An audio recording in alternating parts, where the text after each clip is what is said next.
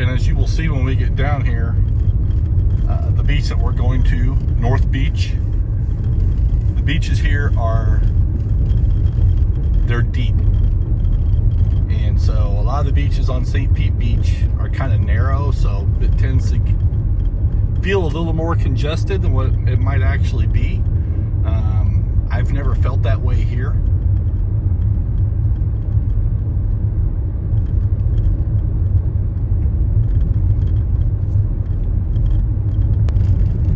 Alright guys, and what I like to do is you can access North Beach from a couple of different points. I like to go all the way down to the roundabout and pull in there. That's going to get me to the furthest point of the beach.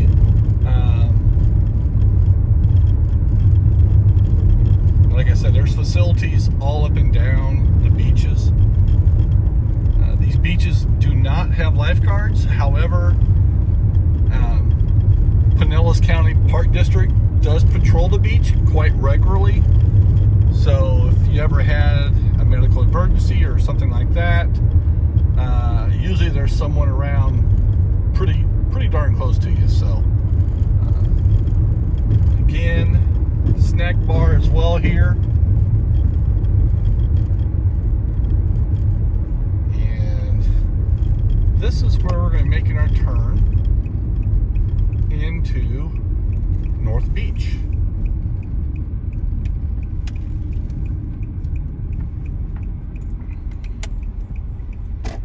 You're going to get a little glimpse of what I'm talking about right there.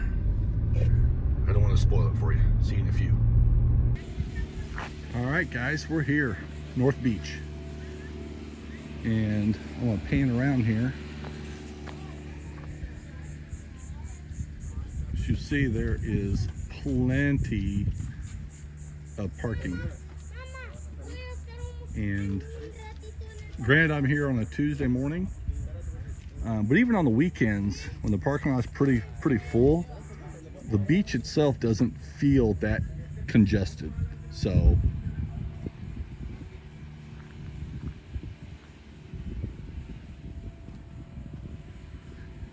and as you will find out when you come to the North Beach, the only thing that might be a little uninviting is there's a little backwater area that when the tide's in or the tide's been in and then the tide goes out, it holds the water, and that water can get very warm. And I've seen people with their children just kind of wading in that and playing in it, and to me it's no bueno. Just gets kind of gross, you know. That water does get a little bit stagnant because it's not moving that often. So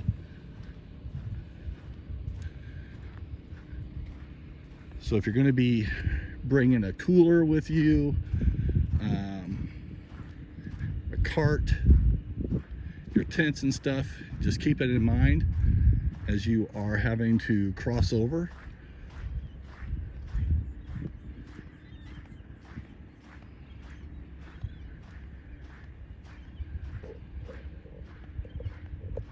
Right now the water actually looks pretty good because the tide had recently come in, so the water's pretty fresh.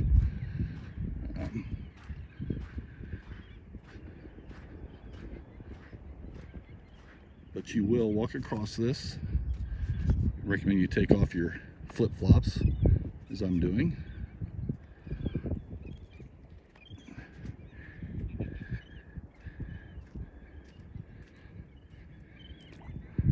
And there is some various wildlife down in there.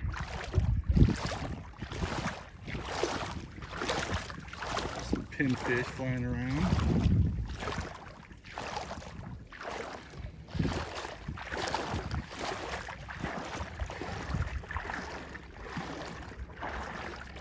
And at the deepest point so far, the water got up just below my knee.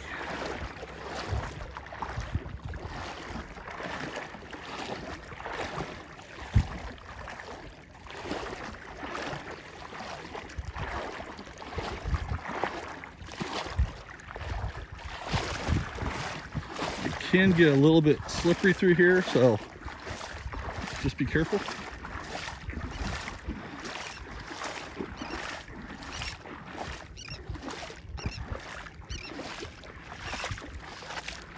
A lot of little bait fish flying around.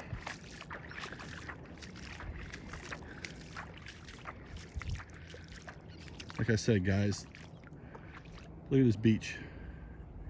And it just goes on and on and on. And down at that far end, you really can't see it from here, but there's some orange markers. And there's an area down there that is off limits. It's for nesting birds, seabirds, things like that. So that's about the only area that's down here that you cannot access. So just keep that in mind. And again, if you pan around here, if you go around that corner, which we're going to do here in a little while, you can see a boat down there. It's part of Shell Key. Remember earlier when we were back at the marina, they offer a ferry to take you there, drop you off, which is nice if you, I don't know, if you have maybe some smaller kids and you don't feel like dragging them across the water that we just went to access the beach. However, I would prefer to park where I parked and walk on over. And the nice thing, this is going to sound kind of weird, but if you've ever been to the different beaches here in St. Pete, you'll know what I'm talking about. The sand here is kind of compacted. It's not that loose, heavy sand. So if you're pulling a wagon across, it's very easy. It doesn't get bogged down. For my friends from the north, think of it as snow. You know, when you have that heavy snow, that wet snow, and you're trying to drag something along through it, it's kind of difficult. Same thing here.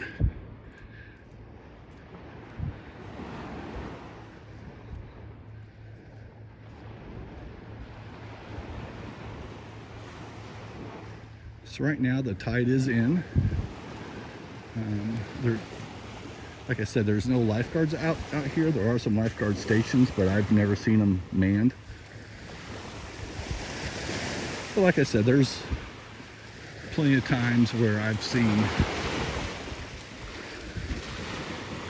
multiple Pinellas County Park District employees driving around just checking on people.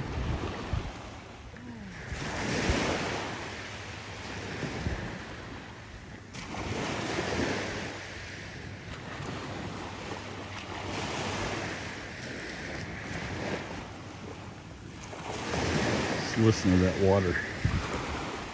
It's fantastic.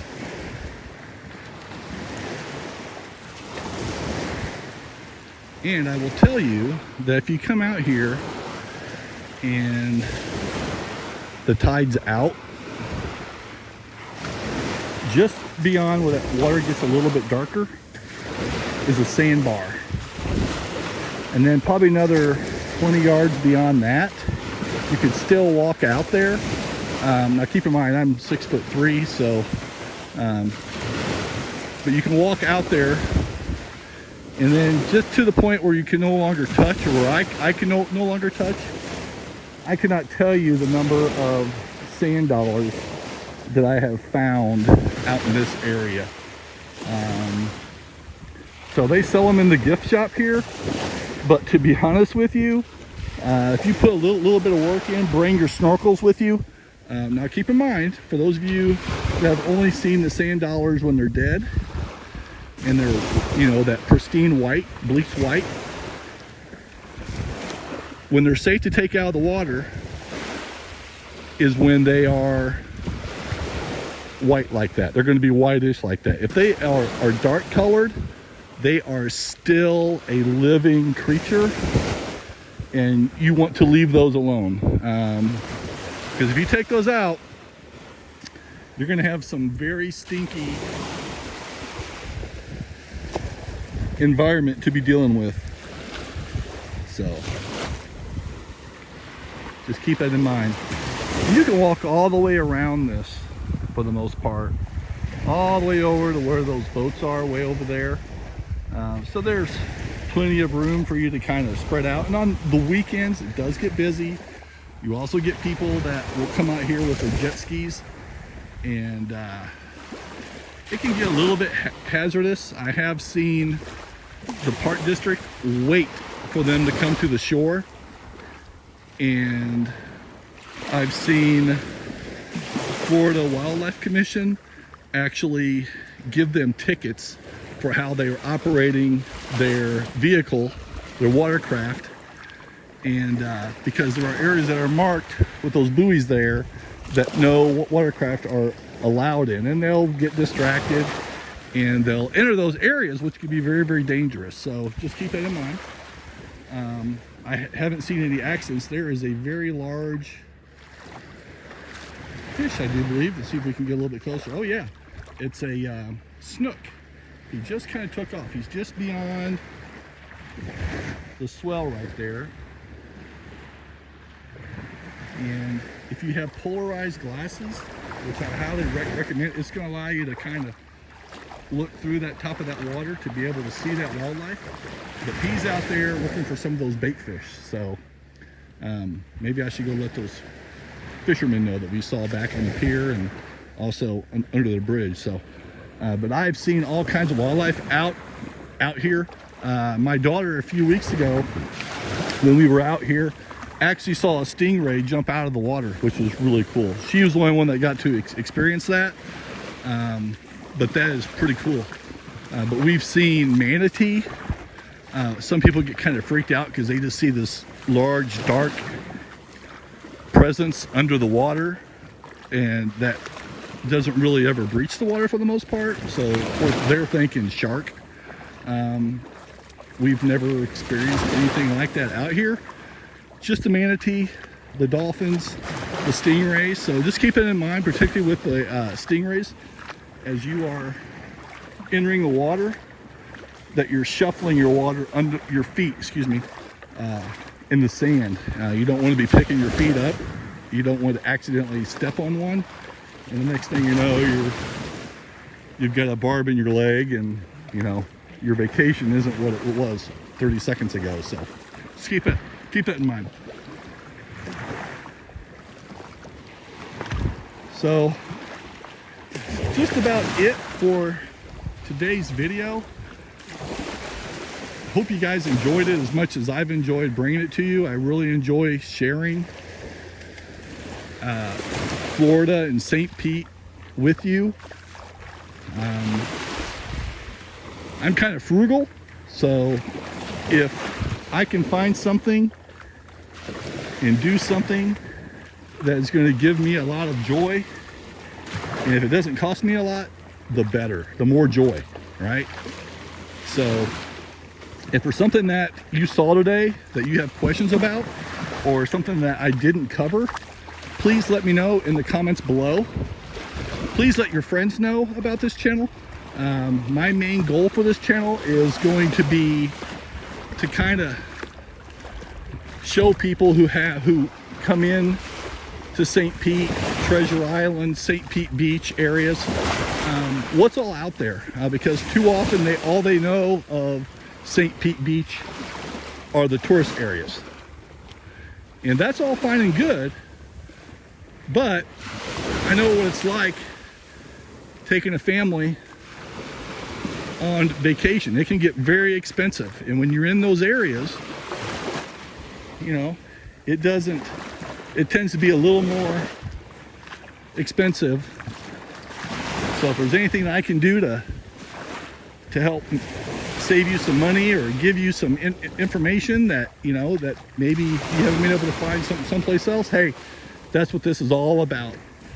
You know, I work on Treasure Island, and the main reason I wanted to start this channel was because I get so many people that come in and they want to know, hey, where's a good beach, or what's a good restaurant that's not, you know, on the beach,